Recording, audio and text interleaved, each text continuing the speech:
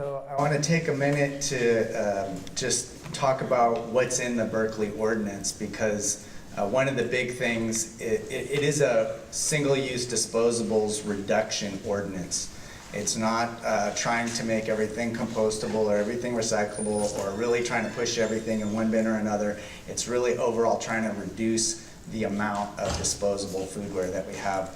I will just say that coming from the Ecology Center, our perspective on this is that every day I look at this giant pile of what used to be cans and bottles and is now mostly plastic, and a huge volume of that, although not the major tonnage, but a huge volume of that is stuff that we're now paying $75 a ton to send to Southern California for secondary processing. About 40% of that is ending up in landfill. All of this thermoform plastic, the cups, the clamshells, the utensils, the lids, all of that stuff is different formulations than bottle plastic and other plastics. It makes it extremely hard to recycle. It certainly cannot be done container to container or bottle to bottle. And so for us, when we look at that pile and we go, gee, where are our biggest problems?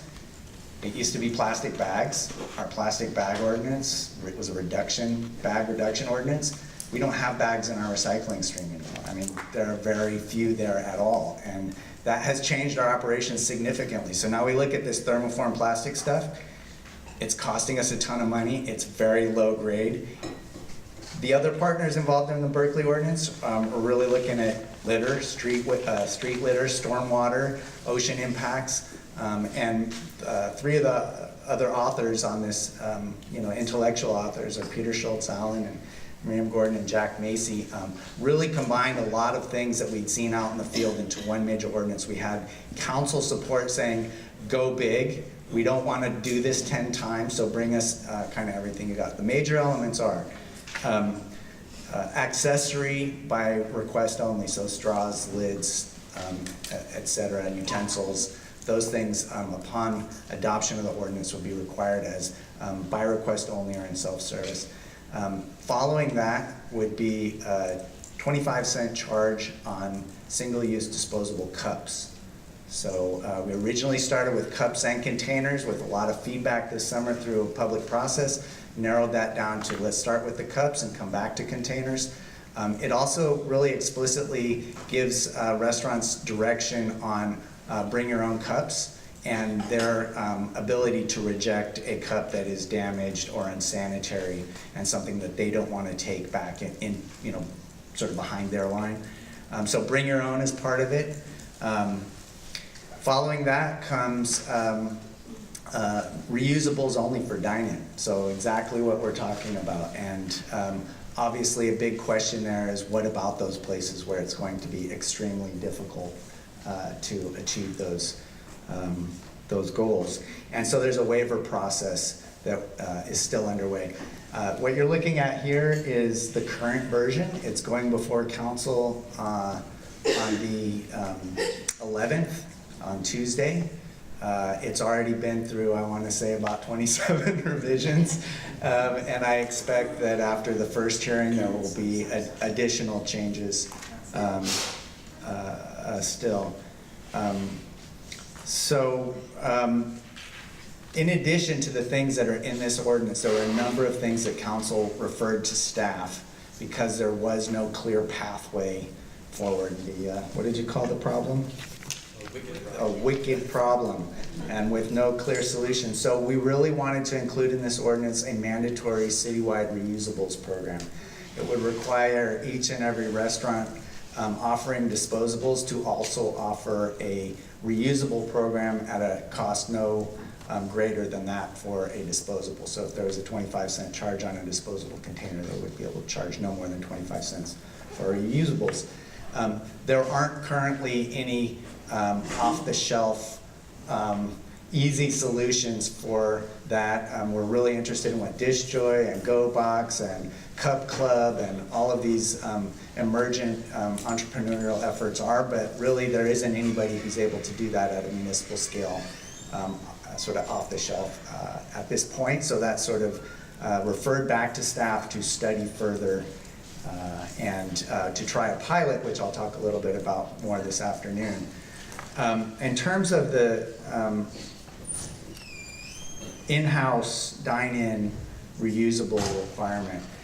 Giving people 18 months to scale up to that. What we've found from most of the businesses are about 600 restaurants in Berkeley. We are very restaurant dense, partly because we're a foodie community, but also we're a university town.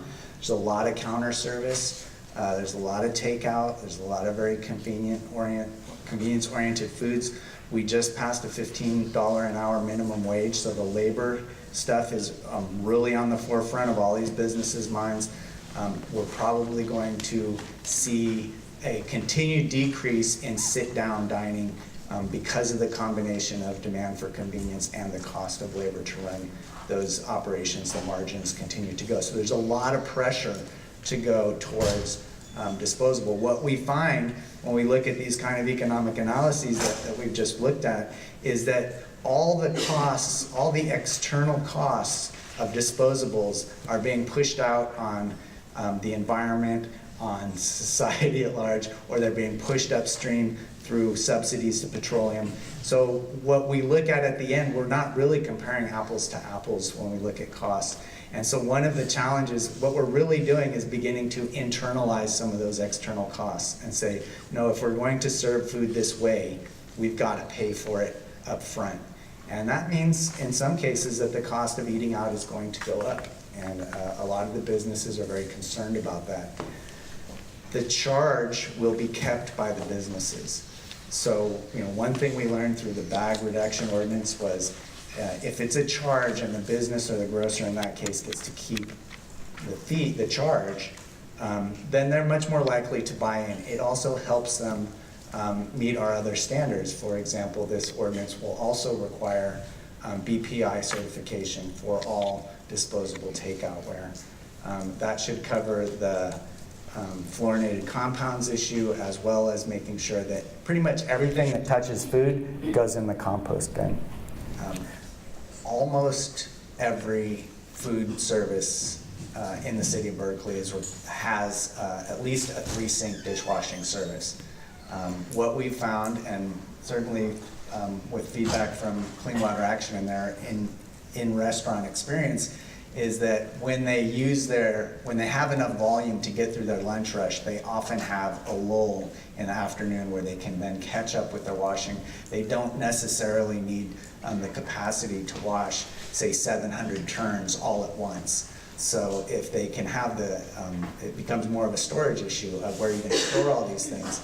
You rush them through your dinner or breakfast or dinner or lunch service and then wash them afterwards. So a lot of them have the existing 3 sinks that they may need. The question is volume, and also experience has shown that staffing, oftentimes there are a lot of staffing involved in the disposables as well. So if you're not using those, you don't have to restock them, you don't have to move them around, you don't have to order them and receive them. There are staff savings as well. We did hear from the franchise owners from McDonald's, and there's in Berkeley there are only 8 technically fast food restaurants. So those are the ones for takeout. Drive-through is a big issue for a couple of them. Some of the issues that you raised around will I have to add a water heater? Do I have to add some kind of pressure assistance and storage of water, the venting and all of that?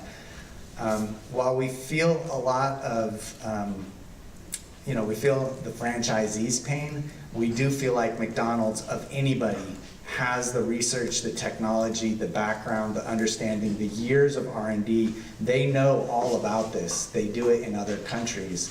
They can do it here. It's going to be difficult in a retrofit kind of space, but we feel like of anybody in the industry, they certainly have the bandwidth, the capacity, the scale to be able to address the problem. The other thing that we're requiring for all of the restaurants for in-house dining is self-service compost collection. So if they're putting out compostable disposables, they need to also have a compostable receptacle in the front of house.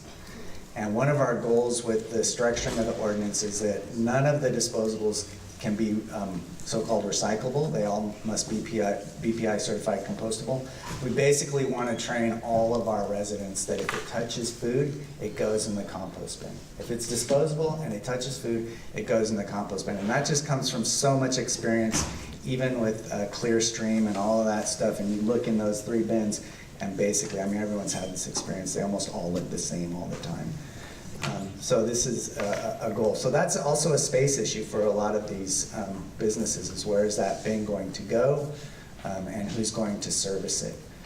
It should help us with the new composting requirements coming out as well, which many cities are sort of deer in the headlights about, as the businesses will be when they find out about it. But we're hoping, you know, to sort of get out in front of that. So. Yeah. Can you touch on the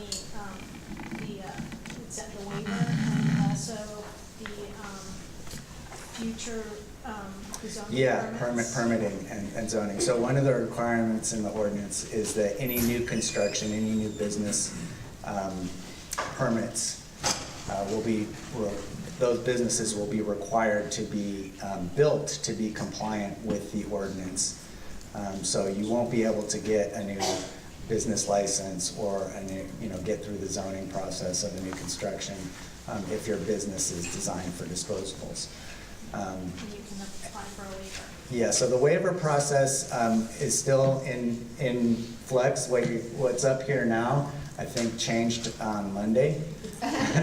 So it's you know, getting feedback from Environmental Health Department, who will do the site inspections.